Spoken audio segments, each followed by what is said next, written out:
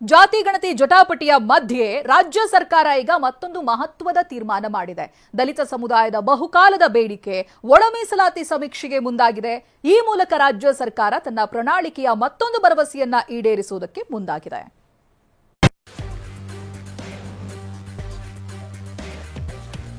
ಇವತ್ತಿನಿಂದ 17ನೇ ತಾರೀಕಿನವರೆಗೆ ಪರಿಶಿಷ್ಟ ಜಾತಿಗಳ ಗಣತಿ ನಡೀತಾ ಇದೆ.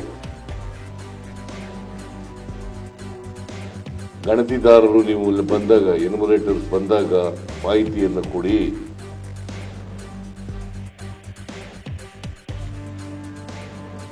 ಇಂದಿನಿಂದ ರಾಜ್ಯದಲ್ಲಿ ಎಸ್ಸಿ ಒಳ ಮೀಸಲಾತಿ ಸಮೀಕ್ಷೆ 3 ಹಂತದಲ್ಲಿ ಸರ್ವೆಗೆ ರಾಜ್ಯ ಸರ್ಕಾರ ನಿರ್ಧಾರ.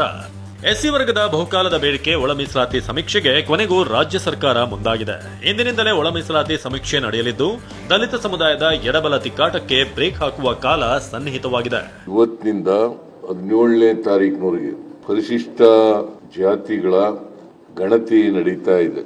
ನಾವು ಹೈಕೋರ್ಟ್ನ ನಿವೃತ್ತ ನ್ಯಾಯಾಧೀಶರಾದ ಶ್ರೀ ನಾಗಮೋಹನ್ ದಾಸ್ ಅವರ ಅಧ್ಯಕ್ಷತೆಯಲ್ಲಿ ಏಕಸದಸ್ಯ ಆಯೋಗವನ್ನು ರಚನೆ ಮಾಡಿದ್ದೀವಿ. ಹಾಗಾದ್ರೆ ಹೇಗೆ ನಡೆಯುತ್ತೆ ಈ ಒಳ ಮೀಸಲಾತಿ ಸಮೀಕ್ಷೆ ಅಂತ ನೋಡೋದಾದ್ರೆ, ಇಂದಿನಿಂದ ಮನೆ ಮನೆಗೆ ಹೋಗಿ ಶಿಕ್ಷಕರು ಸಮೀಕ್ಷೆ ನಡೆಸಲಿದ್ದಾರೆ. ಸುಮಾರು 65,000 ಶಿಕ್ಷಕರನ್ನ ಡಿಸಿಗಳು ನೇಮಕ ಮಾಡಿದ್ದಾರೆ. 10 ರಿಂದ 12 ಶಿಕ್ಷಕರಿಗೆ ಒಬ್ಬರು ಮೇಲ್ವಿಚಾರಕರು ಇರ್ತಾರೆ. ಮೊದಲ ಹಂತದಲ್ಲಿ ಅಂದ್ರೆ ಇಂದಿನಿಂದ ಮೇ 17ರವರೆಗೆ ಮನೆ ಮನೆ ಸಮೀಕ್ಷೆ ನಡೆಯಲಿದೆ. ಎರಡನೇ ಹಂತದಲ್ಲಿ ಮೇ 19 ರಿಂದ 21ರವರೆಗೆ ವಿಶೇಷ ಶಿಬಿರ ಏರ್ಪಡಿಸಲಾಗುತ್ತೆ. ಮೂರನೇ ಹಂತದಲ್ಲಿ ಮೇ 19 ರಿಂದ ಮೇ 23ರವರೆಗೆ ಆನ್ಲೈನ್ ಮೂಲಕ ಜಾತಿ ಸ್ವಯಂ ಘೋಷಣೆಗೆ ಅವಕಾಶ ಕಲ್ಪಿಸಲಾಗಿದೆ.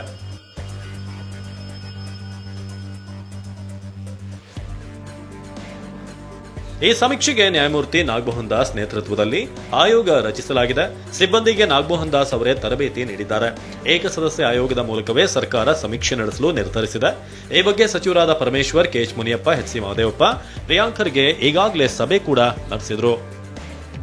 ಒಳ ಮೀಸಲಾತಿ ಸಮೀಕ್ಷೆಯಲ್ಲಿ 46 ಪ್ರಶ್ನೆಗಳು, ಉಪಪ್ರಶ್ನೆಗಳ ಮೂಲಕ ದತ್ತಾಂಶ ಸಂಗ್ರಹ ಮಾಡಲಾಗುತ್ತೆ. ಮೊಬೈಲ್ ಆಪ್ ಮೂಲಕ ದತ್ತಾಂಶವನ್ನು ಸಿಬ್ಬಂದಿ ಸಂಗ್ರಹಿಸುತ್ತಿದ್ದಾರೆ. ಶಿಕ್ಷಕರು, ಅಂಗನವಾಡಿ ಕಾರ್ಯಕರ್ತೆಯರು ಗಣತಿ ಮಾಡ್ತಾರೆ. ಪ್ರತಿ ಗಣತಿದಾರರಿಗೆ 100 ರಿಂದ 120 ಮನೆಗಳು ನಿಗದಿಯಾಗಿರುತ್ತೆ.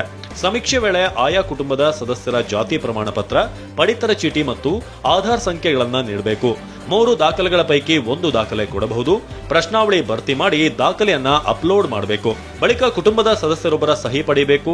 ಅವರ ಫೋಟೋ ಅಪ್ಲೋಡ್ ಮಾಡಿ ಲಾಕ್ ಮಾಡಬೇಕು. ನಾನು ಎಲ್ಲ ಪರಿಶಿಷ್ಟ ಜಾತಿಯವರಲ್ಲಿ ಮನವಿ ಮಾಡ್ತೇನೆ, ದಯಮಾಡಿ ಎಲ್ಲರೂ ಕೂಡ ಈ ಒಳ ಮೀಸಲಾತಿ ಸಮೀಕ್ಷೆಯಲ್ಲಿ ಭಾಗವಹಿಸಿ. ಗಣತಿದಾರರು ನೀವು ಬಂದಾಗ ಎನ್ಯುಮರೇಟರ್ಸ್ ಬಂದಾಗ ಮಾಹಿತಿಯನ್ನು ಕೊಡಿ. ಒಂದು ವೇಳೆ ಯಾವುದಾದ್ರೂ ಕಾರಣಕ್ಕೆ ಕೊಡ್ಲಿಕ್ಕೆ ಆಗದೆ ಹೋದ್ರೆ ಶಿಬಿರದಲ್ಲಾರು ಕೊಡಿ, ಇಲ್ಲ ಆನ್ಲೈನ್ ಮೂಲಕನಾರು ಕೊಡಿ. ಇನ್ನು ಸಮೀಕ್ಷೆಯಲ್ಲಿ ಒಂದೇ ಜಾತಿ ಹೆಸರು ಬರೆಸುವಂತೆ ದಲಿತ ನಾಯಕರು ಸಲಹೆ ನೀಡಿದ್ದಾರೆ. ಆದಿ ಕರ್ನಾಟಕ, ಆದಿ ದ್ರಾವಿಡ, ಆದಿ ಆಂಧ್ರ ಎಂದು ಬರೆಸಿದ್ರೆ ಗೊಂದಲ ಆಗುತ್ತೆ ಅನ್ನೋದ್ರಿಂದ ಮಾದಿಗ ಎಂದು ನಮೂದಿಸುವಂತೆ ಕುಟುಂಬಗಳಿಗೆ ಸಲಹೆ ನೀಡಿದ್ದಾರೆ. ಈ ಮೂಲಕ ಒಗ್ಗಟ್ಟಿನ ಮಂತ್ರ ಪಠಿಸಲು ದಲಿತ ಎಡಗೈ ನಾಯಕರು ಸಜ್ಜಾಗಿದ್ದಾರೆ.